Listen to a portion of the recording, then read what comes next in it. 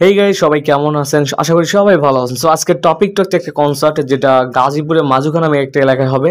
বিশেষ করে ওখানে মেলা হচ্ছে লালন। তো এই লালন কনসার্টে সুমি আসবে, যেহেতু বাংলাদেশের বেশ একদম ফেমাস একজন শিল্পী উনি।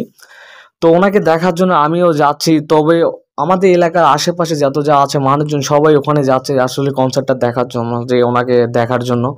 তো সেই জন্য আমরা যাচ্ছি, যেহেতু রাস্তায় প্রচুর জ্যাম। তো আগে তাড়াতাড়ি যে গেলে আর কি হবে, আগে থেকে কনসার্টটা দেখতে পারবো সামন দিক থেকে। তো সেই ক্ষেত্রে আমিও আগে দ্রুত যাচ্ছি আর কি।